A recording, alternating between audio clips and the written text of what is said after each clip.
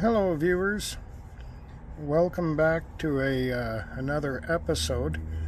This one, I'm going to talk a little bit about the Hurricane Helene that is currently coming across the Florida's south coast and working its way north into the USA. I live in Canada, so this storm is not going to be a great effect to me. However, storms anywhere on the continent, especially high category hurricanes. I believe Helene is currently a category 3, and it is expected to turn into a category 4 as it moves north. And in doing so, it is going to tear a path of destruction right across several of the lower U.S. states. You can expect cellular phones to stop working. You can expect electricity and water and gas to go down. And this is exactly the type of doomsday disaster preparedness that I usually talk about on my channel. So for this case, Hurricane Helene, what can I do about it from Canada? The answer is I can't do anything about it. But like many ham radio operators, when we know there's a weather-related disaster happening, we turn to our radios and tune in, and we start monitoring the frequencies, actively looking and listening for any emergency traffic we can possibly hear. And, in my area being not affected by the storm, if somebody gets a message to me, I can get that message delivered.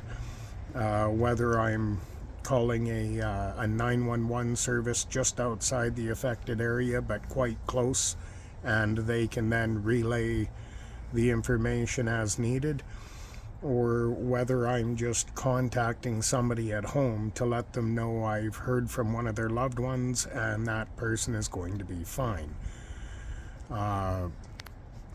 In situations like what's about to happen here, or what's currently happening, the hurricane coming in and undoubtedly causing a lot of damage and threat to life, there will be ham radio operators all over the area where the hurricane is. And as soon as all the huffing and puffing and blowing your house away, yard sailing your stuff as it were, as soon as that's over, these radio operators are going to grab their doomsday disaster kit, which is no different than what I'm using. It's probably just got some different parts. And they'll begin setting up their equipment to make long-range communications in and out of the disaster areas. They'll be actively looking for, pardon the aircraft, I live close to an airport. They'll be actively looking for anybody injured that needs to be connected with medical services, displaced people, whatever community service can be offered on their end. They'll undoubtedly be using their radios to get various information out of the affected area. Most of what you're going to encounter them using is a very simple setup like mine. It requires no infrastructure at all, other than itself and then of course another station somewhere else. So this does not require internet. It doesn't care whether your household power is working or your internet or any of that. It's above and beyond that necessity. So let's just have a quick look at what we have. This is the now infamous Xiegu, Xiegu. It's the G90 transceiver. I don't know why Westerners try and pronounce Chinese words. But this is a G90 radio. It's a 20-watt portable radio. It has a built-in tuner, so if your antenna isn't the greatest or you're trying to fight through a tough situation, it's one less part you have to carry, one less part you have to think about. This radio itself has proven to be, over the years, quite reliable, very valuable, and well worth its money. I don't get bad signal reports with this radio in any fashion where I would get a better report using a different radio. So your typical ham radio operator is going to have an HF transceiver like this one. They're going to be able to access the 2 meter 70 centimeter portion of the band for more local communications, although repeaters and things like that in their immediate area may or may not be working. It's just another tool they're going to use. This one has a high gain antenna, commonly referred to as the blade antenna, folding blade antenna. And that just allows to speak a little further. It's a more efficient antenna than, say, the stock. So we'll go back to the original HF G90 radio. I have this running to an eco-worthy 20 amp hour battery. I'll get into that in just a moment. And then it goes to this EP-Ever MPPT charge controller. And from there I have plumbed in these two eco-worthy 120 watt folding solar panels. So I have a tremendous amount of incoming power right now. Compared to what I'm going to be using for the rest of the evening as I monitor frequencies for signals of distress. These eco-worthy solar panels, they are good. They're well worth the money. I don't recall exactly what I paid. I just remember thinking that's a lot of money. But they do work really good. I've had them a couple of years. I deploy them almost daily. At least 3 times a week on the minimum. All of my radio equipment is solely solar powered. I don't power anything by plugging it into the wall.